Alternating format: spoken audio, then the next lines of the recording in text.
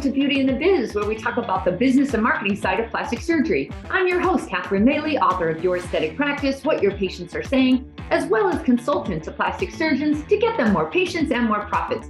Now, I have a very special guest today because I've known him forever and he's really tough to track down. It's Dr. Jason Pozner. He's a board-certified plastic surgeon with over 30 years experience learning the world's most advanced plastic surgery procedures, laser procedures, as well as skin rejuvenation treatments. Now, Dr. Pozner is the founder of Sanctuary Plastic Surgery and co-owner of Sanctuary Medical Aesthetic Center in Boca Raton, Florida, and we'll learn more about that.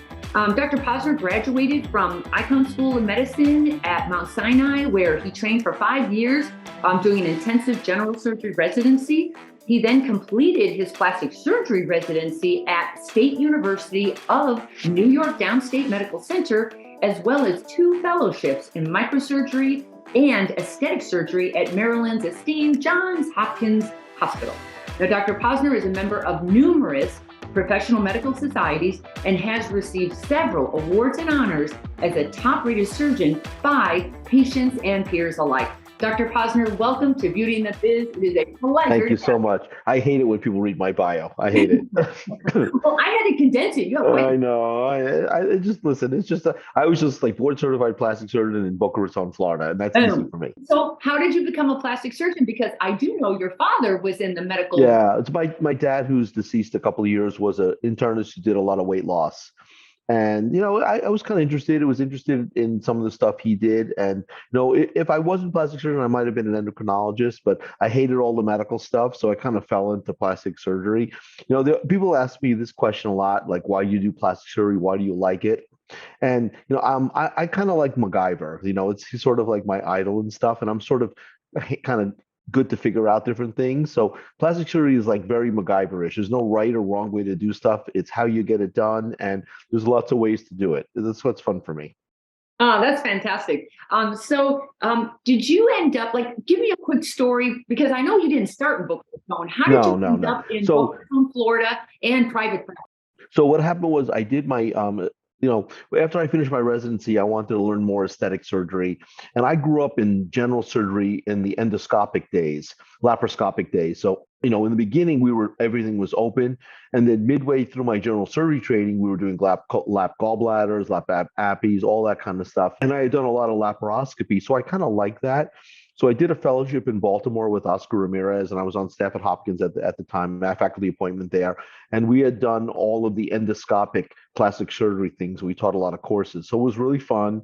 And then I joined his practice for a year, and then I got an offer to come to Florida. So I kind of worked in some chop shop for a year and a bit to get my boards and just get a bunch of cases. And then I had enough of everybody, and I just opened up on myself. I had no money. It was almost went broke a couple of times, and then kind of built it up from there. It wasn't easy. I opened up this practice. We had an operating room in the practice. It was basically took over another plastic surgeon's practice that moved to a different location. So spruced it up. And then a month or two into practice there, Florida banned office surgery for a while. So it was like, oh, what am I going to do? So that was early on. And then we lived through a lot of stuff. We lived through 2008 and a lot of ups and downs. So, pretty good right now. But, you never know what time will bring. I didn't know that about Florida. I mean, I'm assuming it's from Miami. That's the wild, wild west there with surgery. Right. So how long did they shut down doing surgery? It was a couple of months. It was a good couple of months. It was in, I think, 2000 when I first got started in my private practice location. But what happened was, they had a bunch of deaths in the office operating room. And so they really tightened up the regulations, and I got to tell you, it's probably for the better. The regulations are good.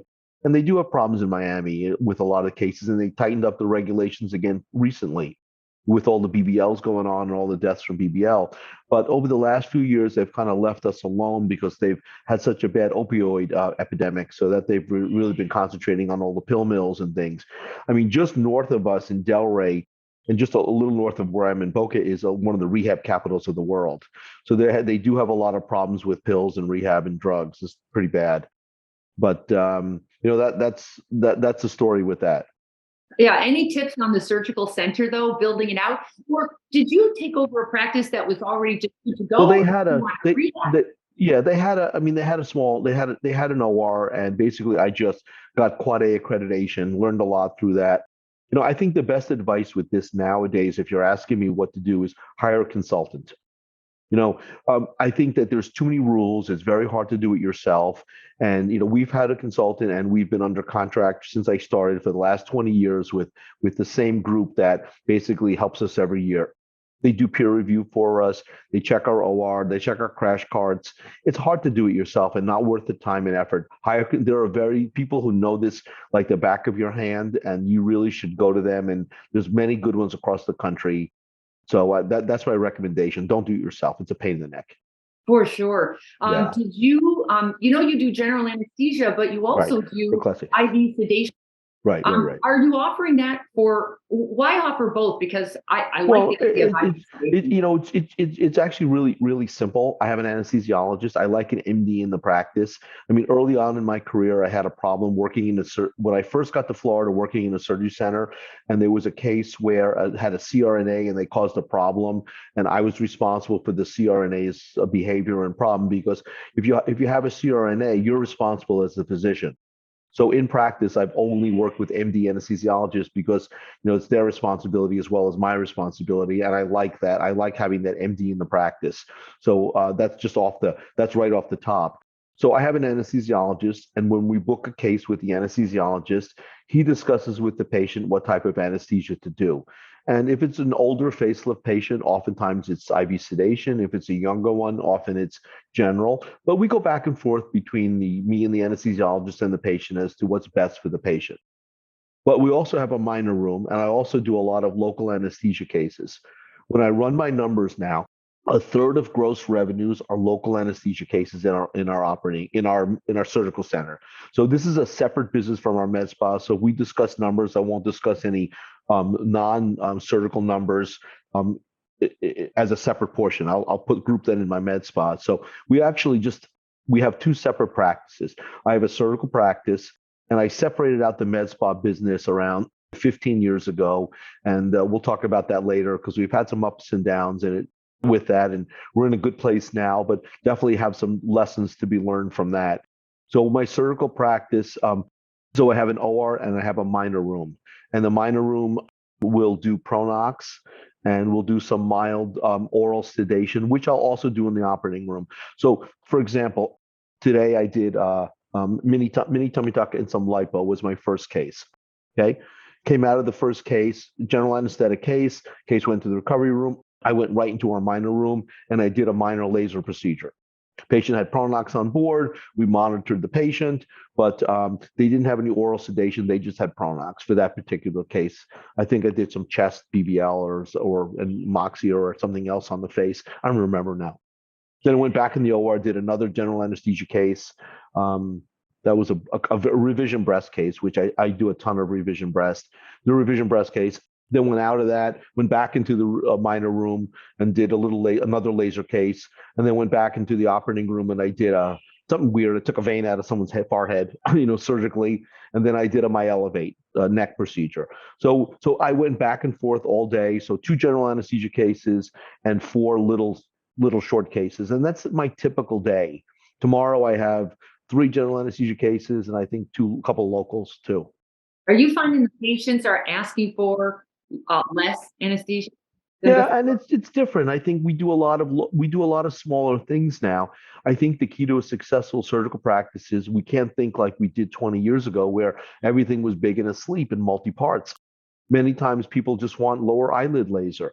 I mean, Monday, one of the cases I did, actually Tuesday, before I even started clinic, I have clinic on Tuesdays, I did 2 little cases. And one was a removal of breast implants under local, and the other one was a lower eyelid laser. And it was considerable revenue just for 2 cases. And I started at 7, I was done by 8:15 with 2 cases. I bounced between 2 rooms.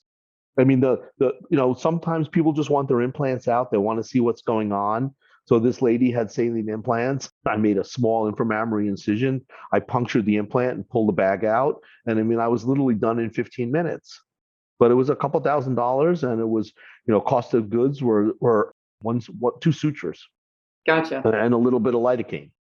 So I know that you also brought another surgeon on board. Yes. So it's called what's called sanctuary plastic surgery. Right. So that is you, the surgical team, the anesthesiologist, and the other Yes. surgeon. Yes. And we actually have a couple surgeons. So, I learned early on that if you wanted survivability, it should not be in your name. No, if you want to sell a practice or somehow divest a practice or grow a practice down the road, Jason Pozner, MD, is not probably the best name to have. The building is called Sanctuary. The area behind us is a housing development called Sanctuary. So I think I spent $10,000 on a marketing company to name the place. Based on a book I read in like one of these airport books. The guy wrote a lot of marketing books, and I hired him to come up with the name, and he was terrible, just terrible. And the name of the place was Sanctuary. So we said, "Oh, Sanctuary sounds good." So we called it that. And I hired a junior guy. He did a fellowship with. He spent a year with us right out of his plastic surgery training. Did great, and then he was programmed to do a hand fellowship, and then he came back, and he's been with me for almost a year and a half now. Excellent, doing really well. I've had other people join me in the past that did not work out. It's not so easy. You have to really get along with someone. I've learned a little bit what to look for a little more now. Like what? Because that's the big challenge is trying to bring somebody on board that you can literally tolerate. And not only Right, that, like right, actually has a really good synergy with. I find right. that you've got It's to have hard. It's hard. I values. mean, it's hard. I mean, it's better if they spend some time with you. So I'm associated with both Cleveland Clinic, Florida, and University of Miami. So I do get the residents from both. So it has to be someone that one has the same mindset towards patient care. I think that's the main thing. I mean, if someone's a cowboy and doesn't care about the patients and you do, probably not the best person to have in your practice. The other thing is good skill set. I mean, I won't take anyone with bad hands.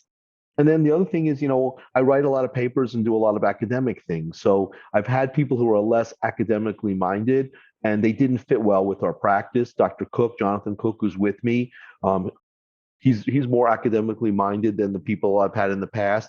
We've co-written like he spent a year with me. We wrote like 12 papers that year, and we do a lot of writing. We do a lot of clinical trials. We do a lot of involved with a lot of companies. I brought him into every deal with every company now, and he sits on our conference calls. We had a standing call every Tuesday night with Saiton, and he's part of our group. So he works really well with me. And, look, always some learning curve with from both sides, but he's doing really well with us. I decided that I turned 61 a month or two ago. Congratulations. Getting old. Thank you. 61 was nothing. 60 was hard. Yeah. 60 was hard. But it's like like I said, like what do I want to be when I grow up? And like I'm kind of getting to that age. I'm like, I really don't enjoy doing lipo. We do well with it, but I'm like, so Jonathan, you do all the lipo unless it's combined with something else. I enjoy doing faces and breasts, and I like doing those, and especially revision breast. So if I can kind of do that for the next 10 years or so, I'll be happy.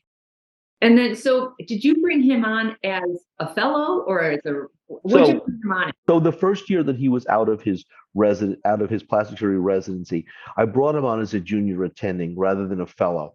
So I could have had I could have applied to ASAPS for an aesthetic fellowship. I did not. I just brought him on as a junior faculty. And the reason I did that was if I brought him on as a fellow, that didn't count toward his board eligibility. So I brought him on as a junior faculty.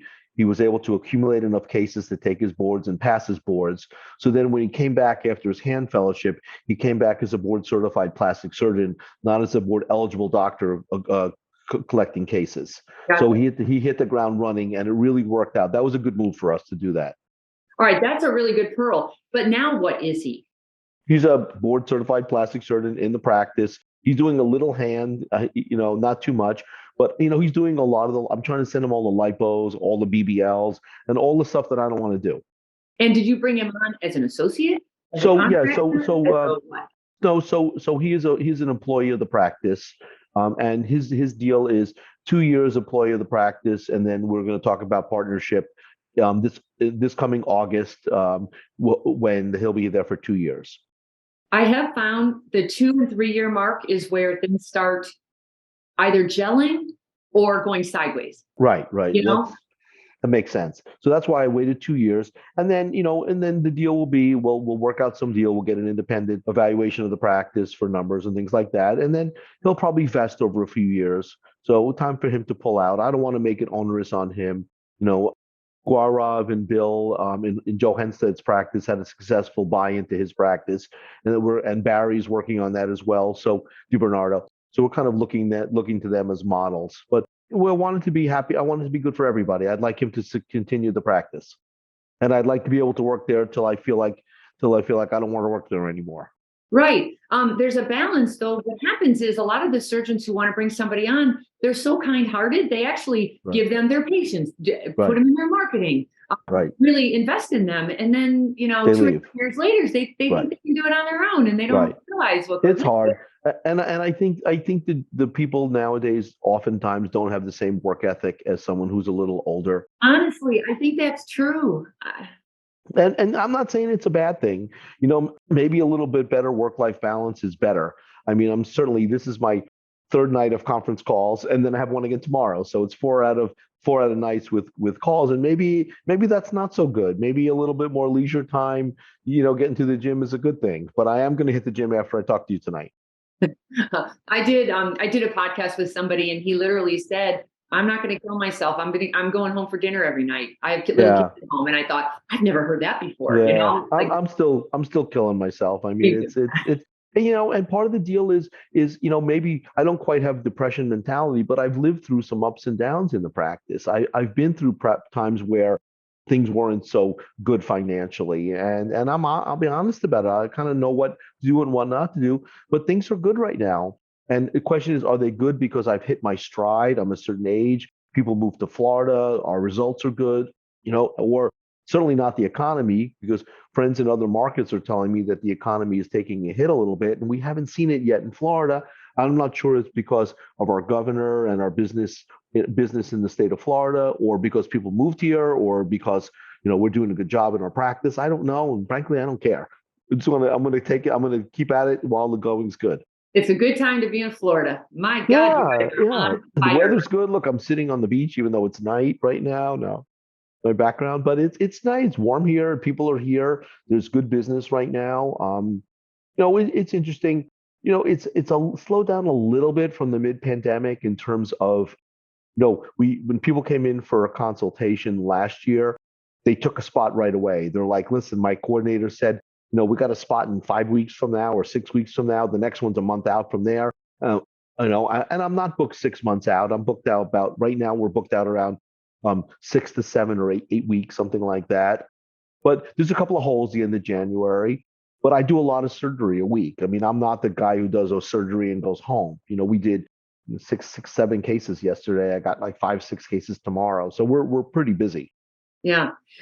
Do you the surgical side? Then there's the non-surgical side. Right. Is that where Sanctuary Medical Aesthetic Center? Yes. Yeah. We kind of changed the name. We almost went bankrupt a couple of times there. So in 2008, I split off. What happened was I have a space. My space is 6,000 square feet. That's my surgical center, and we were doing injectables and everything there from 2000 to 2008. There was a space next to us. So the building I'm in is an office building, and our particular building has 2 suites in it. It's a 1-story building. There's a couple of towers next to us with an underground parking lot. That's where we are. And the place next to us first was a travel agent or something, and then it was a yoga studio. That didn't last. And then the place became available, and then I don't know if we bought it right away or rented it and then bought it, but we ended up buying it. And I started this medical center with David Goldberg, dermatologist from New York, and we split off the non-surgical, and he was coming down, and we were doing pretty well. We actually opened an anti-aging center in the next building over, so we were doing really well from that, and we were well. Cash was coming in, we were good, but we kind of decided to expand, and that's where we really had some problems. We hired a guy who was a former Navy captain who was running our practices, both my surgical practice and the med spa practice, and he didn't watch the bottom line. And I think this was a big learning lesson. I mean, you really need to watch the bottom line with this. So we expanded too fast. We almost went bankrupt. We had some problems, and a business guy bought him out, and then he was terrible. He got us out of the financial issues, but he was probably one of the most evil human beings I've ever met. Oh my God. Terrible, just evil. But eventually what happened was I got introduced to these 2 young Harvard MBAs, and they were doing their senior thesis at Harvard. And they came to visit me one day through actually Barry DiBernardo, and they said, "We just want to pick your brain." And I sat with them for an hour or two. They were nice. I told them around, took them around, and they had picked the brains of a number of people, including Grant and Renato and Jay Austen at Harvard. And they picked my brains, and they wanted to be in Florida. And then basically, like 6, 8 months later, they bought out my business partner. And so they're my partners in our med spa. And since then, we've bought a couple of other practices. They're well funded. We have practices now in North Carolina, Virginia, and San Diego. We have 11 med spas, and by the end of this year or beginning of early next year, we'll have 14.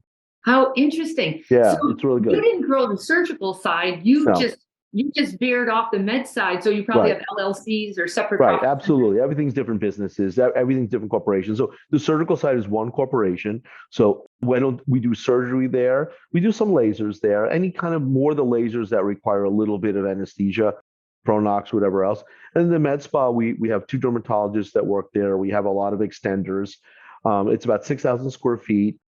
Fairly busy, really busy. We have a lot of devices there. We pretty much have everything known to man. And so the other practices have some different technology, but normally in Florida, we test all the technology. And if something works well, we'll roll it out to other places. Like we had the first soft waves device a couple of years ago, right during COVID, we got it. I bought it and we did well with it. And then we rolled it out to North Carolina, and they're doing really well with it there. And I think we're going to roll it out to San Diego next. So you're doing a franchise. It's a franchise. It is. It is. And eventually we'll flip it or something. But it's kind of nice because I don't have to worry about the administration or worry about the front desk or worry about the marketing or worry about which MA is working in there. I worry about my surgical side, and I let them worry about the other side. And I'm the medical director, so I deal with the patient aspects of things. And doctors are having problems or problems with patients, I deal with them. But I don't have to deal with the administration. I think it's a very nice balance, because if I was trying to expand the med spa and run my practice and do research and be on podcasts and do other things, I mean, it's kind of difficult. I don't have any time as it is. So I think it's a nice way to kind of accomplish my goals, which is, grow that and still be involved and still do teaching and still do new technology. It So works for me. did you bring private equity in, and now They're funded they went to Harvard for their MBAs, and they're funded through some Harvard alumni. So private funding, not a big PE group yet, but that would be the next round once we get to a higher number. that's very interesting. It's working well. So if you know any med spas with a plastic surgeon who are looking to do something, please have them contact me. We'll take a look at you. They're very easy to deal with, and that's what I like compared to my previous business partner, not Goldberg. Goldberg was great to deal with, but compared to the previous business partner I had, who was he was micromanaging everything. I mean, it was terrible. These people, they kind of leave us alone to do the medicine, but what happens is we talk about what technology to buy for the other practices, because I get a lot of stuff for free to test. And that's part of the deal. I've been in this business a long time. And if we like something, we'll buy another 10 devices for the other practices. They don't get free stuff there. I do and test it. So it works well. Feeds my habit of new tech. Is the point of going with you to they would get group pricing discounts? Yeah, absolutely. I think we're number 13 in Allergan for the country right now. So we buy a lot. We do get some group things, and also, some of the people just don't want to manage stuff anymore. I don't blame them. I like to be in the operating room, and I don't like to have to deal with PTO time, and this one wants a raise, and this one's sick, and this one's car broke down, and this one doesn't want to come in today. It's a pain in the neck. No, it's exhausting. None of us want to deal with that. You need a good office manager for that, and frankly, it's still, even with a good office manager, it comes back to you. So this allows me to just manage the 12 or so people on my surgical side and not have to worry about another 20 or 30 people on the med spa side. So you have peace of mind knowing that they are watching the numbers. Believe me, they're really watching the numbers. I mean, they know that everything down to every penny. And I watch the surgical numbers. It's a little easier to watch the surgical numbers. Right. It's a lot different on the cost of goods side of things on surgery. And as a matter of fact, I sat with my office manager today, and we went over November numbers. And it takes a couple of days after the end of the month to come in, and we looked at our profits. We looked at things like that, and we've been pretty consistent every month this year, which is very interesting. July was one month was a little slower because I was out of town a little bit, but that was it, July, and it wasn't that much off. So you have 2 surgeons working in your surgery center, but what about those other There's surgeons? more. There's more. Just wait. So there's me and Dr. Cook, Right. And, and Florida is, I like older surgeons. And I like older surgeons because they're oftentimes in Florida. This is a great retirement place. I know so many plastic surgeons now who have houses in Florida who want to play golf, and I don't play golf. I'm trying to put them together for a golf meeting. But I like older surgeons who still want to work a little bit and don't want to open up a new practice or run a practice. So Alan Gold from New York worked with me for a number of years. He came down here. He came down a week a month because he had a place in Florida and he wanted to retire here and he had a retirement plan. So he came down a week a month. He did noses and faces, and we had him on our quad A, and it worked really well. And then he became full time when he sold his practice to Larry Bass in New York, and he moved here full time. And he still went back and took care of a few patients, and then finally cut ties to New York and was here full time. And he worked with us for a number of years, and he retired. He just retired this summer. He said, "All right, I had enough."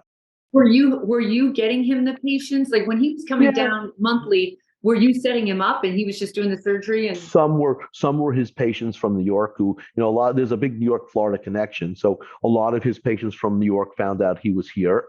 And then also I decided that, look, I wanted to concentrate on face and breast.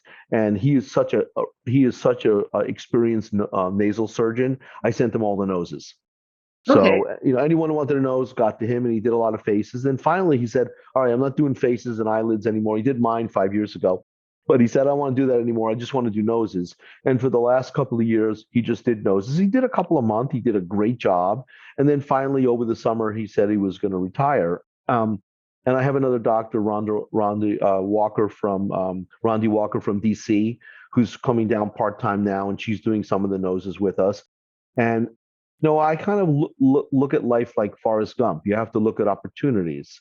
Uh-huh. And I don't know, about 8 months ago or so, Elliot Jacobs from New York came down, and he brought his wife to me for a little laser procedure. So a little HIPAA violation here, but whatever. And she was nice. We did a very light laser. She's a beautiful woman. Didn't need much. We just did a little aesthetic laser stuff. And I got to talking with him, and he was in the process of selling his practice, closing it down, and renting his location. And he came down, and he sent me an email. Says, "Look, I'd really like to talk to you. I'd like to keep working."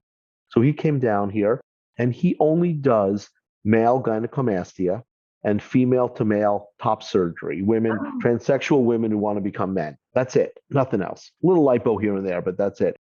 And he has these patients that are coming from all over the world because he is a true master at these things. I mean, I've never seen better gynecomastia than he's done. So he came down, and I made it easy for him. I made him an offer he couldn't refuse. We got him hospital privileges and got him on our quad A, and he's doing 8, 10 cases a month. Did out two of yes, your facility or at a hospital? my facility, my quad A facility. So, what I'm trying to do is maximize my OR time. So I Gotcha. work I operate 3 full days a week, Monday, Wednesday, Thursday. And Tuesday and Friday were dead days. We had this space. No one was using it. My anesthesiologist wanted to do some work. And so Elliot plugged in mostly on Tuesdays. We did 2 cases yesterday. I mean, we did 2 cases yesterday. So, I mean, he's busy, and it's great. And it gives him a sense of purpose. It covers my overhead a little bit. The one thing is, if you're looking to add another surgeon to your practice, you're not going to get rich on another surgeon. You can't think of it that way. What you got to think of it as, whoever comes and works with you is offsetting your overhead a little bit. Right. Maybe I could take a week of vacation and the payroll is paid by him that week because he's doing some cases, or maybe the light bill is being paid, or some of the rent. But it offsets it. It eventually puts profits in your pocket, but you're utilizing your facility a little bit more. Your variable costs go up, but your fixed costs don't change. Right. Then what about your the surgeon you brought in, the younger guy? When does he do surgery? He also works on Tuesdays and Fridays and some of the other days, and he's doing a lot of local cases in our minor room, and he also does some hospital cases. Like today, he's working on Friday. He's got a big case. He's got a big case on Friday. He actually had another case on. So I think Elliot did a case or two on Tuesday, and then Jonathan did a case after that. I think actually Elliot only did one case on Tuesday, and Jonathan did a big case afterwards. Okay, but I've also seen other surgeons on your website, like DeVar. Barry. Yeah, Barry comes down once in a while, and so does Dan Delvecchio once in a while. But we haven't seen Right. Dan since COVID. But they were just in Florida doing a case here or Okay. there, just to kind of play around. And Barry and I do some research stuff, so he's on my door and on my website and things because he'll come down once in a while for some research things. But it's So, mainly right now. It's me and Jonathan and Elliot Jacobs and Rondi Walker is kind of ramping up a little bit. and then is there a plan? Like, what is your plan? Do you have an exit strategy, or is that going to I be a don't long know. time from now? I don't know. I'm 61 and thank God I'm right now in good health, but that could change if health changes a little bit.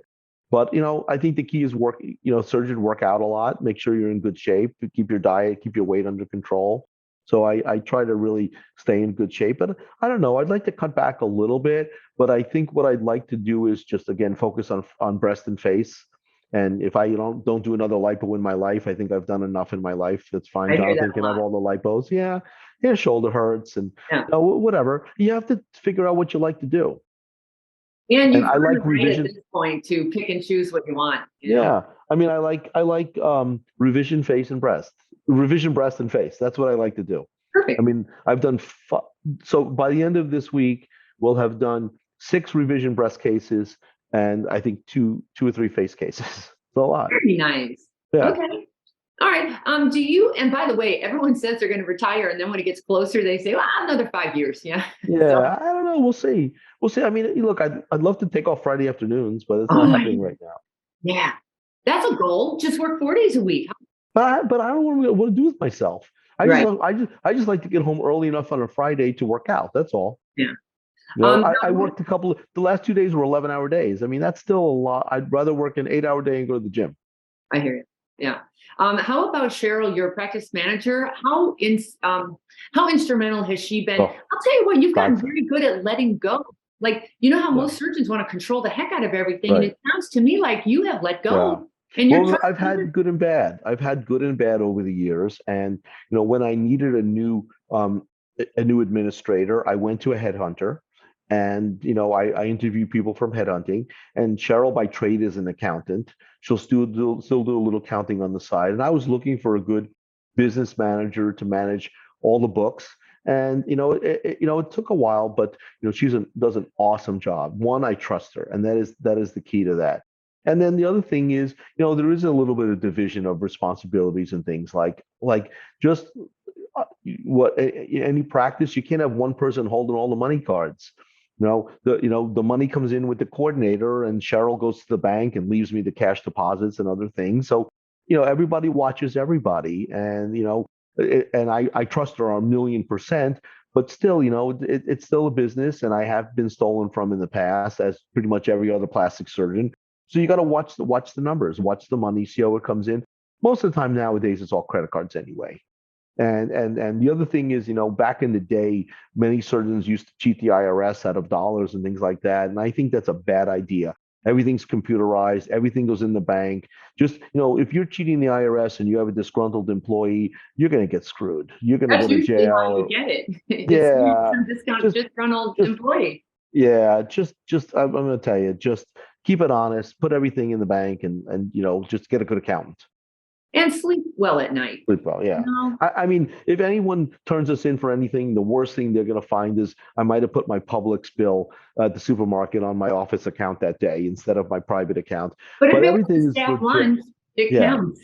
right. What we do, we buy staff lunch. So I Yeah. buy our staff lunch every single day because Oh, our hours are irregular. We don't know when they get to take breaks, things like that. I buy the whole office lunch once a week. Every Thursday we pretty much get sushi. I pretty much buy pizza on Fridays anyway. So and they get lunch at least 2, 3. I mean, pretty much they get lunch a lot. So yeah.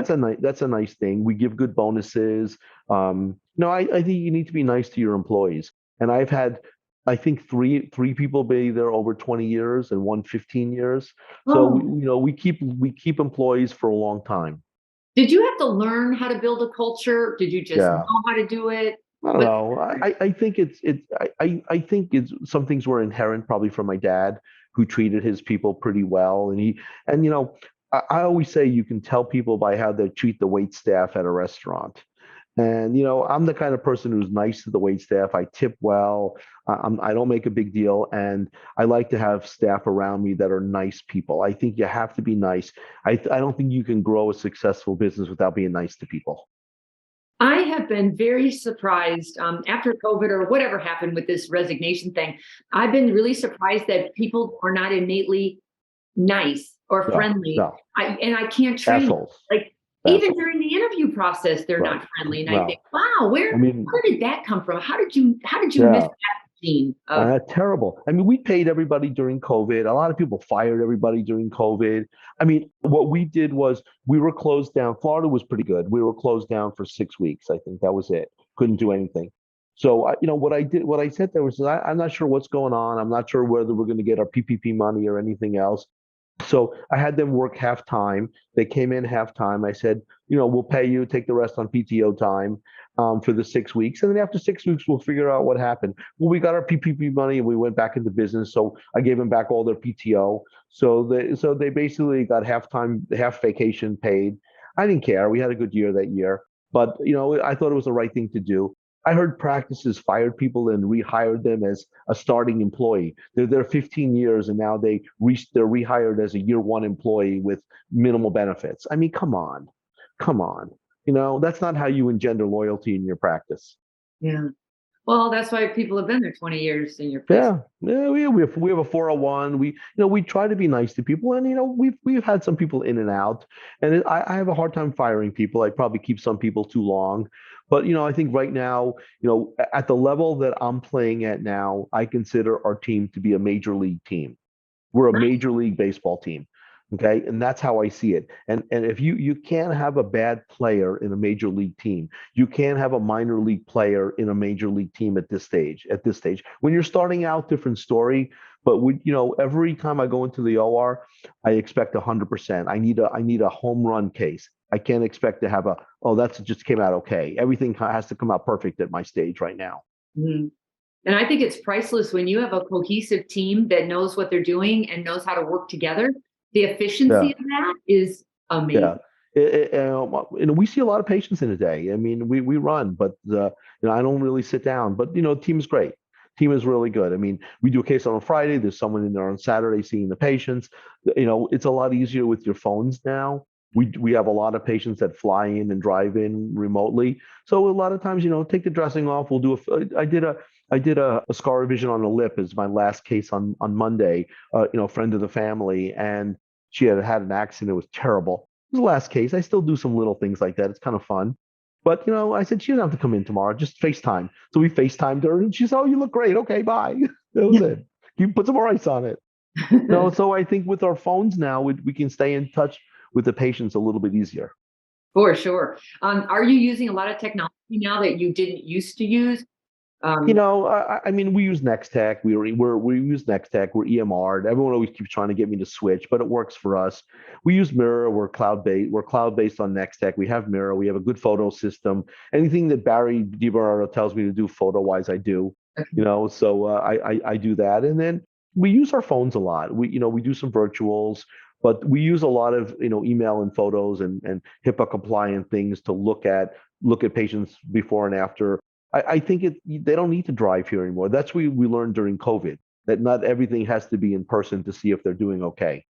I love it. Yeah. I'd rather meet you on the phone for 2 minutes than Yeah. drive I mean, over you gotta there. know how many times, I get a call on the weekend, it's like, oh, I did a breast lift and there's a little scab or something looks funky. I said, send me a picture. They text me a picture and then they text me a picture, probably not HIPAA compliant, but they text me a picture. I said, no face, just send me the area. And then I call them back and they're happy. I'm happy. I don't have to go to the office. They don't have to drive to the office. And the whole encounter took 5 minutes. Love it. Yeah. Yeah. I think we got to play smart like that. Yeah. Especially in today's world, the efficiency is what is going to win Yeah. now. There's no big home runs anymore. It seems like Yeah. your practice has to just get so Right. well run, and Right. that's how you win. And Well, having but a but killer team is how to do that. but just what you said is what's critical. I mean, there's an old adage in baseball: you don't win baseball games with home runs; you win with singles and doubles. And it's just continued cases, fill your schedule. I mean, how many dermatology practices do you know that are not accepting new patients or OBGYNs? Yeah. right? They're full. They see the same patients, and that's great for a derm or OBGYN, but if I do a successful surgery, I got to fill that spot again until they come back for something else. Yep. Yep. Yep. Yep. That's the nature of our business. You do a good breast job, hopefully it's 15, 20 years before they come back to you, or facelift 10 years or whatever. But as long as they're referring their friends, as long as Right, they go, every year if they're referring more right, people, that's how you do the right, flywheel, get that thing right. going. Give me one big business mistake that was made, a big one, but that you learned from, because it's all about Right. learning. Yeah, I think the big one for us is expanding too fast. Okay. If you want to expand, you have to expand. And I think, it's a different world nowadays. Look at partners in this. You can't do everything yourself. And I thought we could do everything ourselves, and we ran it too loose, and it almost took us down. So I think you Mhm. have to play smarter and hire good people like yourself, hire good consultants, hire people who are smarter. You can't know everything. I know this much, I have blinders on. So from our quad A to our marketing to our branding, I work with a lot of good people like yourself to help us grow. You cannot do it yourself. So when you expanded too quickly, are you talking about you brought on surgeons too No, fast? too many extra locations, and we had extra locations in building and things like that, and we couldn't afford to keep those places going. The Okay. doctors that we brought into those places didn't perform like we thought they would perform. Well, the And we were overhead on funding those it places, ourselves too. That was the problem. We shouldn't have funded it ourselves. and doesn't it take a lot longer to get it off the ground than it used to? Yeah, takes a long time. Took a Seen long a time. lot. But lesson learned. Hence I have partners now. Hence I have partners with other people's money. I won't make as much. I'll make as much, but my liability is much less. Yeah, and not so much risk. I mean, you doctors are signing Right. your name I away a know. lot, Well, that and was your a house problem. That was a cars problem. We and were personally guaranteed on everything, and I learned not to do that. But at least that's why we have good corporations, we have good accountants, we have good protection, we have our money in good places. So I think you have to run a business like that. This is a business, and it becomes a big business for a lot of dollars. So you need good people around you. You can't have a rinky-dink accountant. You have to have a good accountant that you can speak to. I'm buying another car. Do I pay for it? Do I write it off the business? What I learned also is I have a consulting company. So I get paid to give lectures and do things that they pay my consulting company. Another car is off the consulting company. We don't that money is in a different account. So, these things that Barry and I learned, and Barry and I kind of follow each other for this. I'm assuming they're all under different LLCs. Yeah, it's probably under a whole C corp anyway, but or a whole S corp anyway. But they're different companies. So talk to you. I'm not saying giving anyone tax advice, but hire a good accountant and let them do it. That's their job. Just like I said, you need a consultant, hire you. You'll do a great job. But you hire people who are smart, who've done this before, and not reinventing the wheel. That's so true. So how are you differentiating yourself? Because Boca Raton, the whole world wants to live there, and so I assume a lot of service providers also want to follow all those people. So I have how are no you idea. standing You know what? I honestly have no idea at this time. out? We don't have a huge marketing spend. We spent some money on branding, but I don't have a big marketing spend at all. It's mostly I have a referral business. I've been in practice at this location now for 22 years. Most of the patients come from somebody else. I have a little bit of marketing spend on our websites and with Real Self on breast implant revisions because I like to do those. I do get them from other places, but if you look at my schedule every day, it's all word of mouth. I did their friend, I did their sister, I've done them before. And that's a mature practice. That's what you do in your 60s. If you're in practice for 20 years, if I didn't have a referral practice, I'd have a problem. But a lot don't because they have not concentrated or focused on the staff, Right, the customer right, service, right, right, the consistency in the patient experience. right. Just kudos to you because that Thank doesn't you. happen by accident. You could Thank be you. in practice for 30 years running a crappy business and Right, not getting the word of mouth. So right, you are spending on advertising because you're right, constant churning, right. churning, churning. But that's So your job. That's your job to go into a practice and figure out what the problem is. Is their office manager horrible? Is the doctor have a bad personality? Are their outcomes bad? Well, you need good outcomes, but people are well trained nowadays. There's a lot of good outcomes. good outcomes, especially on the chip shot stuff. If you can't do a good lipo or tummy tuck or basic blepharoplasty, you should go to some courses and learn how to do those things. The complex revisions. I mean, 70% of what I do is secondary now. So I mean, that's a different story. That takes a little time to learn those things.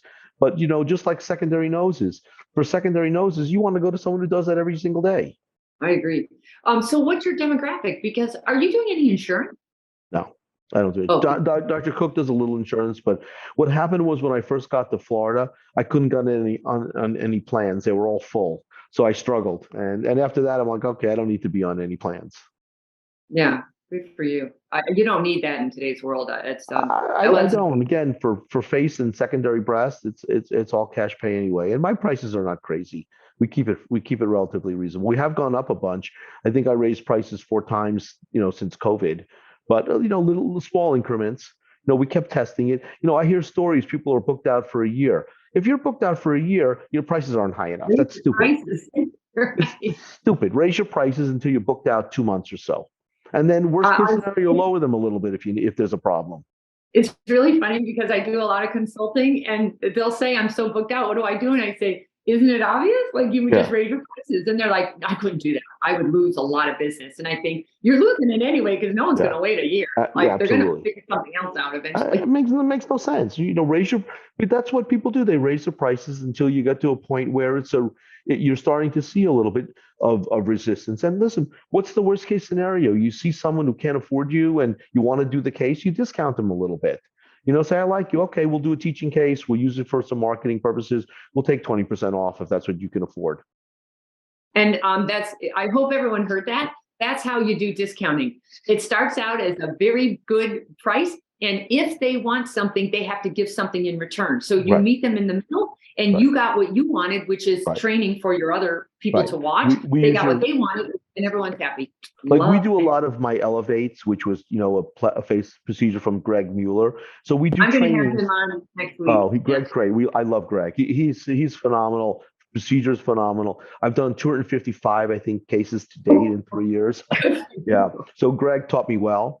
But one of the things with that is, it's not that cheap a procedure. So we do training for them once a month in our office for surgeons who want to come watch on a Saturday. So those days are half price for the patients. So the first question is, do you do the work? I was like, of course I do all the work. And I do all the work and they watch. And I also do training for Cyton Quarterly where we do a deep resurfacing seminar. So we do, normally it's $5,000 to $6,000 for a deep resurfacing. So it's half price that days and people watch. I still do the procedure, but they watch. And those are ways to get around that discounting, especially, or the other way is, be on call for a fill-in. If during COVID, we had a lot of patients getting COVID and other medical problems. And sometimes we'll say, listen, if you're willing to go last minute or something, we'll discount you to fill a day. Yep.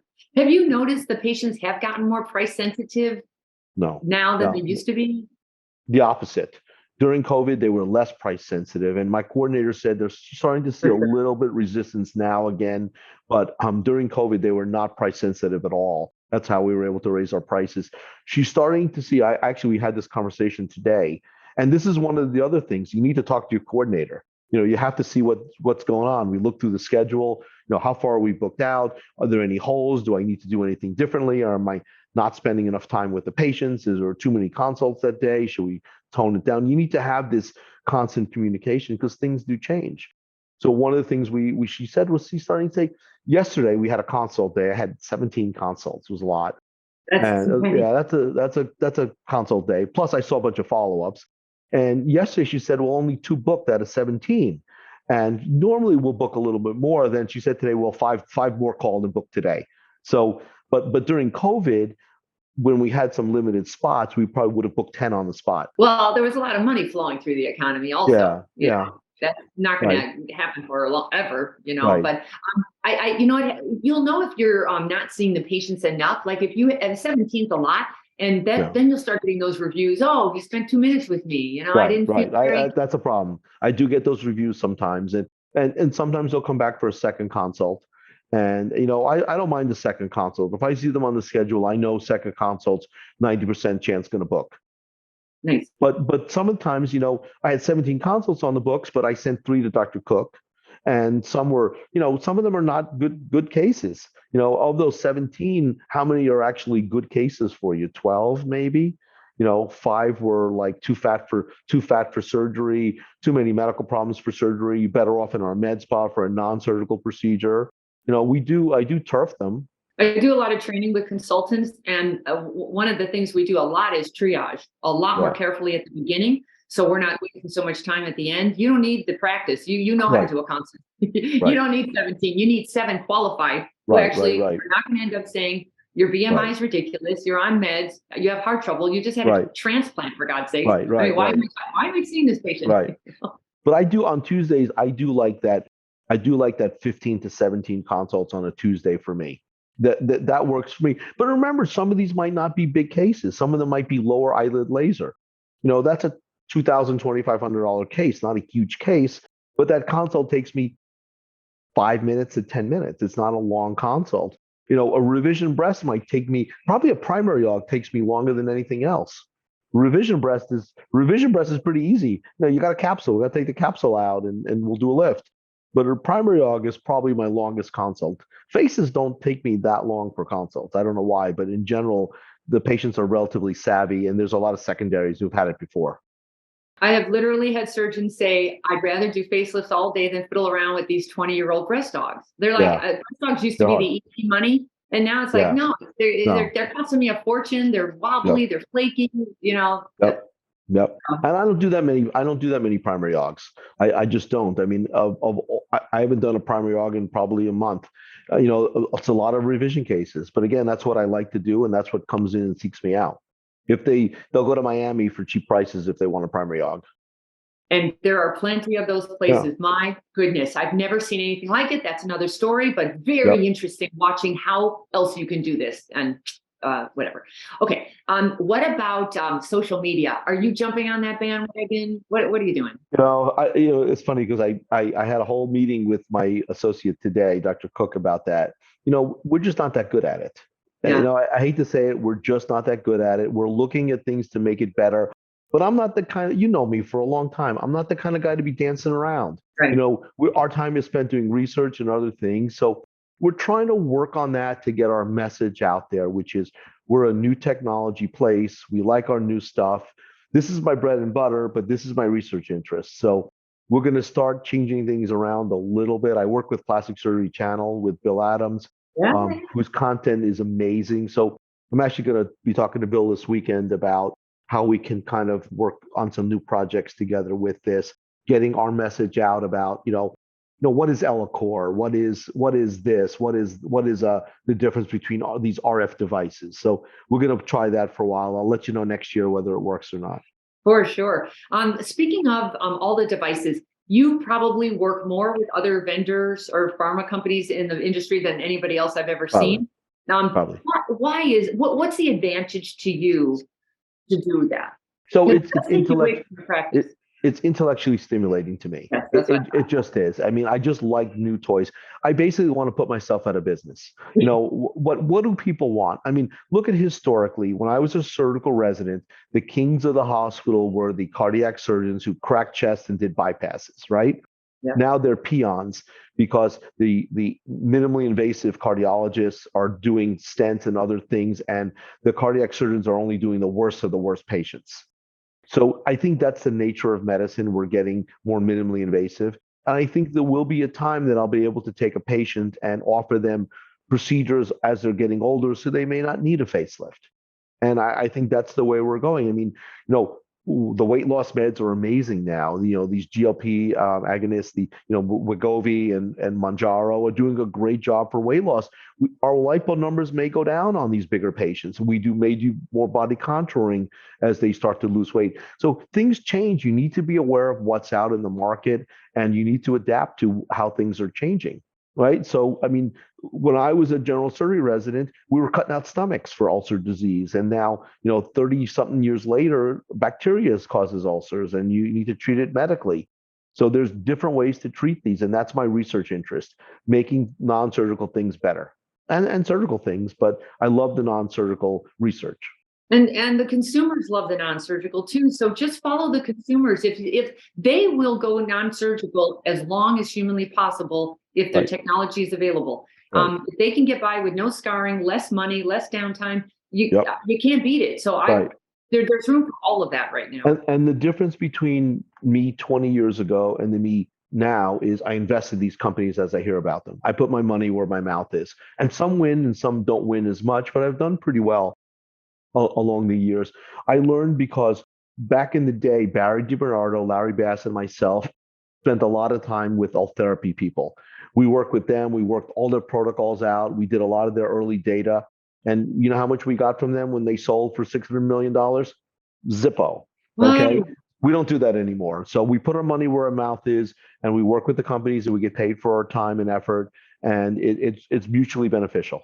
We put our time in, but we get paid for stuff. Sometimes it's on the back end, but we get paid for we do get paid for things, and I do put my money in these investments. I think that's the way to really invest in what you know. When I stay in my lane, I make money. When I go out of my lane, I lose money. Well, and the wealthy get wealthy from investing, not from Right. making the money. They invested. Right. Anyway. Right. So we're gonna wrap this up, but tell us something we don't know about you. Can you hold on for 1 second? Of course. Hold on for 1 second, and I'll show you something you don't know about me. Okay, hopefully he comes back shortly. I'll become very shortly. Oh, the lights are off here. Come here, Okay. Frosty. Come here, Frosty. Come here. Okay, Frosty. Okay, I'm assuming there's an animal involved. Oh, you hear some noise here? Okay, I don't know what it is yet. For You those don't know what it is. if you're just listening to audio, we don't know yet what he's talking about. You don't know. You don't know. Okay. Where's Frosty? This is Frosty. Oh my God, it's a parrot. It's a parrot. So I've been working with birds for 30 years now. Oh my God. And the lights were just off. So this is Frosty. Frosty is literally cuddling with him. Frosty is a 20-something-year-old Moluccan cockatoo. She's a female. She's a sweetheart. She's one of my birds. Yeah, she talks a lot. You want to say hi? Say hi. Say hello. Hi. Say bye-bye. Bye-bye. Say bye. She talks nonstop. I think I woke her up. But I have 7 parrots. I've bred a few of them. I've had a bunch of babies over the years. So I have 1 cockatoo. I have 4 macaws and 2 African grays. They all live in the house? They live in an aviary, which is so the house I'm in now, which eventually I'll move. But the people who own the house before me had an office in their garage, so it's air conditioned and special lighting and stuff. So I have a whole aviary in there with huge cages. Like, are they fun pets? They're fun. I love birds. They're sweethearts. Say hi, Frosty. Hi. Say hello. She usually talks like crazy. Say bye. Bye-bye.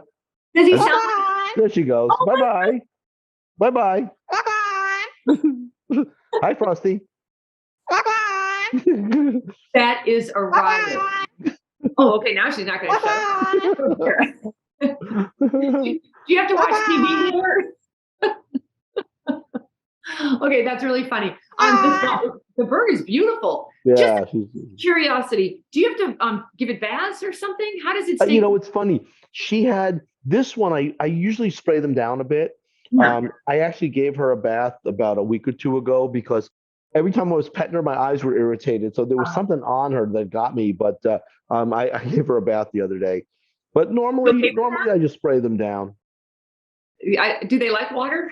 Nah, not really. One of my macaws loves to be sprayed, but some like it, some don't. But remember, it's Florida; it's warm outside. So on the weekends, I have perches outside. I'll take them out in the backyard. I'll sit with them and read a book and spray them down.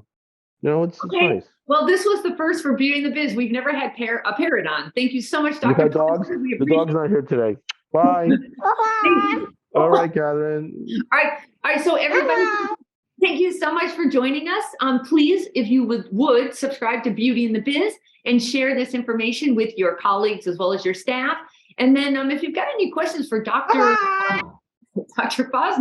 Dr. Pozner, how would they get a hold of you? Your website? Yeah, just email me. Best way to get me is email me is jpoznermd@gmail.com. That's my private email. Just just best way is email me. That you just told a whole bunch of people. Okay. Yeah, that's fine. I'm easy. I get a million emails a day. So, and I do if I don't respond, email again. All right. Sometimes it goes to trash or I get lost. You heard it here. All right. Thank you. And then if you've got any questions for me, please leave them on my website at katherinemaley.com, or you can certainly DM me on Instagram at katherinemaley.MBA. Thanks so much, and we'll talk again soon. The fastest way to success is to model other successful surgeons who have what you want, but you can only see their results, not the path they took to get there. So you continue to jump from one thing to another, hoping to find something that will work for you too. But it rarely does. So try this shortcut instead. It's guaranteed to move you forward. I compiled my intellectual property to grow cosmetic revenues, everything I've gleaned over the years, into one playbook of the most successful practices and what they do to win. Go to cosmeticpracticevault.com and let's grow your cosmetic revenues.